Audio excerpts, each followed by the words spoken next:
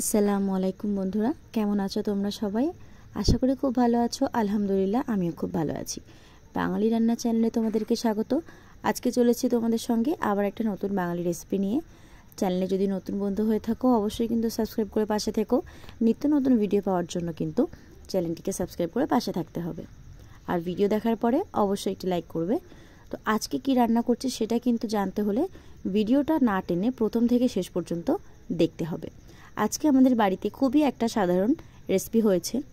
আজকে বাড়িতে রান্না হয়েছিল গুঁড়ো কচু আর বেগুন দিয়ে রুই মাছের একটা রেসিপি।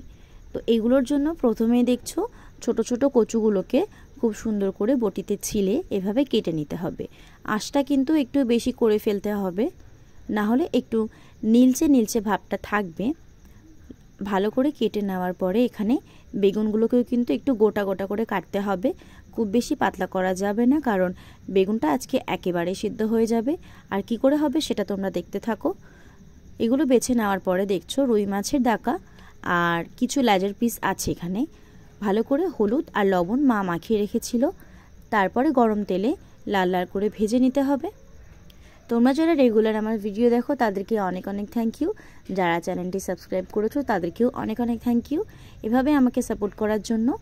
ভিডিওগুলো অবশ্যই শেষ অবধি দেখবে আর ভিডিও দেখার পরে কমেন্ট করে জানাবে তোমরা কোথা থেকে আমার ভিডিওটা দেখছো। আমার কিন্তু এই রান্নাটা করার জন্য কিছু বাটা মশলা লাগবে। তার মধ্যে রয়েছে একটু জিরে, ধনে আর সর্ষে। এগুলোকে একসঙ্গে ভালো মতো করে শিলে বেটে নিতে হবে। গরমকাল তো চলেই এসেছে বন্ধুরা। আমার চ্যানেলটি সাবস্ক্রাইব করে থাকলে অবশ্যই জানতে পারবে এই গরমকালে শরীর সুস্থ রাখার জন্য খুব টেস্টি, হেল্পফুল বিভিন্ন রকমের রেসিপি আমি তোমাদের সঙ্গে শেয়ার করব। আর যারা নতুন আমার চ্যানেলে নতুন এসছো তারা যদি এগুলো জানতে চাও তাহলে কিন্তু চ্যানেলটা সাবস্ক্রাইব করতে হবে। গরমকালে কিন্তু বিশেষ আমাদের প্রয়োজন হয় শরীরটা ঠান্ডা রাখার। তো সেই ক্ষেত্রে কীরকম খাবার খেলে আমাদের শরীরটা ঠান্ডা থাকবে প্লাস কোনো রকমের কোনো সমস্যা হবে না, আর সেরকম ধরনের রেসিপিগুলো কিন্তু আমি তোমাদের সঙ্গে শেয়ার করব এই গরমকালেই বিশেষ করে। আর সেগুলো জানতে হলে অবশ্যই কিন্তু আমার ভিডিওগুলো রেগুলার দেখতে হবে। এরপরে দেখছো রান্নাটা কিন্তু এখানে শুরু হয়ে গেছে। গরম তেলের মধ্যে একটু পেঁয়াজ কুচি দিয়ে দিতে হবে। আর একটু লঙ্কা ছিল, কাঁচা লঙ্কা মাচিয়ে রেখেছিল। তোমরা চাইলে এখানে শুকনো লঙ্কা কিংবা গুঁড়ো লঙ্কা ইউজ করতে পারো। এরপরে কেটে রাখা কচু আর আলুগুলোকে দিয়ে ভালো মতো করে ভেজে নিতে হবে। এটা প্রায় 7 থেকে 8 মিনিট পর্যন্ত ভালো করে ভেজে নিতে হবে। তারপরে কিন্তু গোটা গোটা করে কেটে রাখা বেগুনগুলো এর মধ্যে দিতে হবে। ভালো করে আলু, কচু ও বেগুনগুলোকে একসাথে সুন্দর করে কষিয়ে নিতে হবে। যারা আমার ভিডিওগুলো রেগুলার দেখো তাদেরকে বলছি আমার ভিডিওতে কিন্তু আজকে একটা জিনিস নেই, সেটা কিন্তু তোমরা আশা করি খেয়াল করেছো। আর যারা খেয়াল করতে পারেনি তাদেরকে বলছি আজকে যেহেতু বেগুন রান্না হচ্ছে, কিন্তু আজকে আমার আব্বু বাড়িতে নেই, সেই জন্য কিন্তু এখানে মাছের কালিয়াটা তোমরা কেউ দেখতে পাচ্ছ না। মাছের কালিয়ার মানে হচ্ছে বেগুনের বোটা, যেটা আমি তোমাদেরকে আরও একটা ভিডিওতে শেয়ার করেছিলাম যে বেগুনের বোটা তোমরা কিভাবে খেতে পারো। আর ওটা কিন্তু খুব টেস্টি লাগে খেতে।